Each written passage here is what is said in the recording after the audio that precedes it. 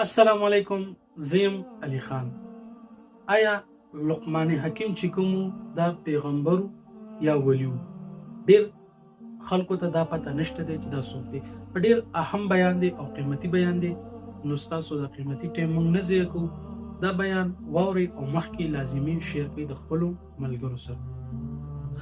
لقمان حکیم دا نبیو که دا نیک سړی و؟ راجح قول دی کې دا دی چې دا یو نیک سړی و، الله وله پوهه ورکړې و، نبي نه و. او دا د جمهور اهل علمو قول دی، یعنې اکثر علما دا وایي چې دی یو د الله ولی و، حکیم و، هوښیار و، علم ول الله ورکړی، نیک عمله انسان و، قاضي و په بني اسرائیلو کې. او د دې تفصیل موږ په سورة لقمان کې ذکر کړی دی. ولقد آتینا لقمان الحکمه، الله وایي ما لقمان حکیم له حکمت ورکړی. حکمت پوهې ته وایي، الله وله پوهه ورکړې وه.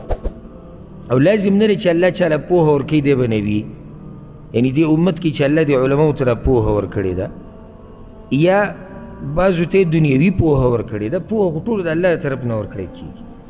د هغې خو به دا مطلب نه چې به دا سړی یو بس دی به نبي او که دی به نیک عمله سړی عام.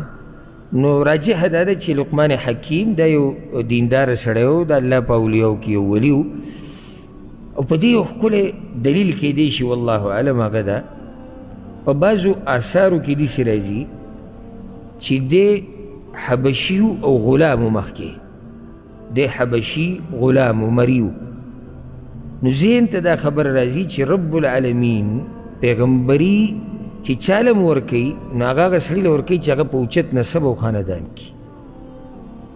دا د الله طریقه ده چې کله م نبي رالیږي که نه پیغمبر، نو هغه په اوچت خاندان کې دغه قوم رالیږي، په کمزوري خاندان کې نه رالیږي. یعنې که علماو له راشي چې کوم عالم د قوم نه کمزوری د نسب نه، د ده خبرې له څوک توجه نه ورکوي او دی په چا باندې خپله خبره نشي منلی. په ډېرو ځایونو کې غریب سره حق خو شاته پاتې شي. نبي انبیاو سره خو دا بلکل نه دي مناسب چې هغوی دې په کمزورو قومونو کې راشي، یا نبي دي مري غلامي. نو چې کله دې خبرې ته سړی سوچ وکړي نو دقه ته راجح ښکاري چې لقمان حکیم یو هوښیار پوهه سړی و، دینداره نیک عمله، خو نبي نه و. بیا په ده پسې چې زموږ د خلکو کم دروغ جوړ کړي، اکثر دروغ دي دا قیسې چې کومې د په حکمت باندې رواني، نو دا هسې اکثر بې سنده خبرې دي، یا اسرائیلي روایات دي، بني اسرائیلو نه اخیستې شوي دي او سند یې نه دی معلوم. دا د شیخ صاحب اهم بیان چې تاسو واورېدلو، دغه شان اهم او قیمتي بیانونو لپاره تاسو زموږ سره اوسئ. السلام علیکم ورحمة الله.